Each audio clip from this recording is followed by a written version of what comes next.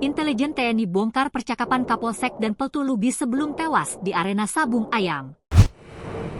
Asisten Intelijen Kasdam 2 Sriwijaya, Kolonel Infantri Yogi Muhamanto, membongkar hubungan terlarang Kapolsek Negara Batin, AKP Anumerta Lusianto, dan Komandan Pos Ramil Negara Batin, Peltu Lubis. Menurutnya, Kapolsek Negara Batin, Lusianto, dan Komandan Pos Ramil Negara Batin, Peltu Lubis, saling mengetahui aktivitas judi sabung ayam di Kampung Karangmanik, Kecamatan Negara Batin, Kabupaten Weikanan, Lampung. Setiap ada jadwal gelanggang sabung ayam, Peltu Lubis selalu memberitahukan kepada Lusianto. Gelanggang itu digelar setiap pekan. Saat Peltu Lubis minta izin menyelenggarakan gelanggang sabung ayam, Lusianto menjawab silakan, yang penting harus aman. Kata aman yang dimaksud adalah setoran uang. Jadi, memang ada setoran uangnya, kata Yogi.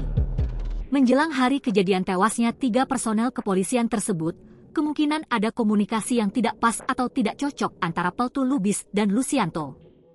Komunikasi yang kurang baik dan permasalahan setoran yang tidak sesuai disinyalir menjadi penyebab peristiwa tragis tersebut. Komunikasi yang tidak baik itu yang akhirnya memicu insiden yang tidak diinginkan tersebut, tutur Yogi. Namun, Kapolda Lampung, Irjen Helmi Santika, menegaskan bahwa pihak yang menyebarkan isu adanya setoran dalam kasus penembakan 3 anggota polisi di Weikanan harus dapat membuktikan tuduhan tersebut dengan data yang valid. Saya tahu soal isu setoran itu, ujarnya saat diwawancarai pada Jumat, 21 Maret 2025, malam.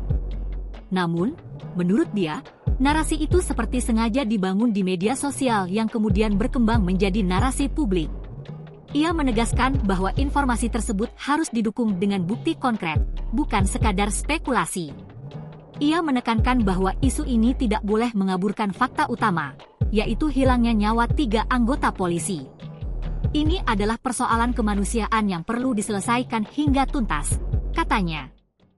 Download Tribun X sekarang, menghadirkan lokal menjadi Indonesia.